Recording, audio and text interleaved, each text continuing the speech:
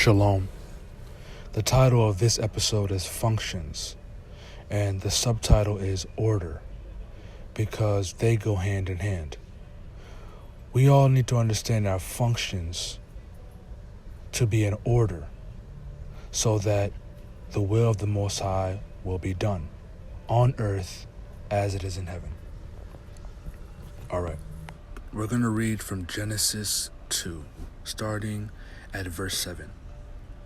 And Yahuwah Elohim formed the man out of dust from the ground, and breathed into his nostrils breath of lives, and the man became a living being. And Yahuwah Elohim planted a garden in Eden to the east, and there he put the man whom he had formed. And out of the ground Yahuwah Elohim made every tree grow that is pleasant to the sight and good for food, with the tree of life in the midst of the garden, and the tree of the knowledge of good and evil. Down to verse 15. And Yahuwah Elohim took the man and put him in the Garden of Eden to work it and to guard it. And Yahuwah Elohim commanded the man, saying, Eat of every tree of the garden, but do not eat of the tree of the knowledge of good and evil. For in the day that you eat of it, you shall certainly die. And Yahuwah Elohim said, It is not good for the man to be alone. I am going to make a helper for him as his counterpart. And from the ground Yahuwah Elohim formed every beast of the field and every bird of the heavens, and brought them to the man to see what he would call them. And whatever the man called each living being, that was its name. So the man gave names to all livestock, and to the birds of the heavens, and to every beast of the field. But for the man there was not found a helper for him as his counterpart. So Yahuwah Elohim caused a deep sleep to fall on the man, and he slept. And he took one of his ribs, and closed up the flesh in its place.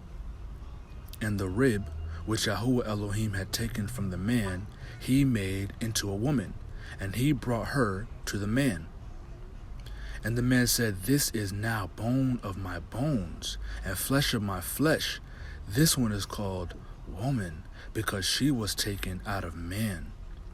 For this cause a man shall leave his father and mother, and cleave to his wife, and they shall become one flesh. And they were both naked, the man and his wife, yet they were not ashamed. We see the work of Yahuwah. He created man, and he created man to serve him, because Elohim made a garden in Eden, in the east. And he took the man that he formed in his image and likeness, and he put man into the garden to tend to it. And not only did he do that, he told him, you can eat out of everything. But then he gave him boundaries and said, don't touch this, or you will die. And then he looked at the man, and he said, it's not good for you to be alone. But before he solved that problem, he gave the man more responsibilities. He had the man serve him some more, because man must be proven that he is submitted to Yahuwah, that he is submitted to the Most High. So before he continued on his thought to say that man should not be alone, he turned around and he took the animals, the birds of the heavens, and the beasts of the fields, and he brought them to Adam and said, Adam, name them. And whatever the man named them was the name of the animals. So this is the first order right here. Man was created to serve the Most High. And then after he does that, he goes back and he says, okay, still, he has not found himself a counterpart. It's not good for him to be alone. He has not found himself a help. So then he put him to sleep, and he took his rib and made a woman for the man.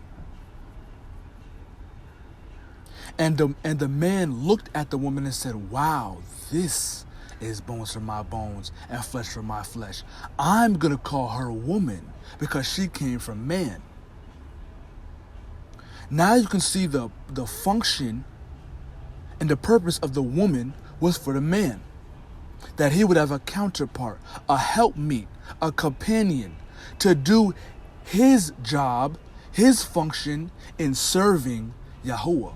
And so them being in this correct order, Adam proving himself to be obedient and submitted to the Most High. So he took him and he made a woman, and he gave the woman to the man, that the woman would serve the man, and then the man would be even better at serving him because of this. And then it says, now I think this is important. I think this is actually really cool that it says this. Then it says, and they were both naked, the man and his wife, yet they were not ashamed. You know, when I just read that just now, I think the Spirit told me something about that. Yet they were not ashamed. They weren't ashamed of their nakedness because they were covered by their correct covering. They were covered by who they were submitted to. The woman was not ashamed of her nakedness because she was submitted to her man under her covering. And the man was not ashamed of his nakedness because he was covered and submitted by his covering, Yahuwah. We're concerned with Yahuwah's families and Yahuwah's nation. And that consists of anybody who belongs to him, who is written in the book of life. These are the people that we're trying to get together, that we're trying to put these pieces back together and back in order. It looks like a whole bunch of men who are uncovered and buck wild, who are not properly men. And then it looks to see a whole bunch of women who are uncovered and buck wild, who are not submitted to their covering. And we're all ashamed. We're all in shame, out of order, naked and ashamed. We need to get back into our proper covering. How? Man needs to submit to his covering, his function at serving the Most High. Woman needs to go back to her function, her first function, submitting to the man to serve him. That way, everybody will be naked and unashamed as we are covered. That's beautiful. That's beautiful.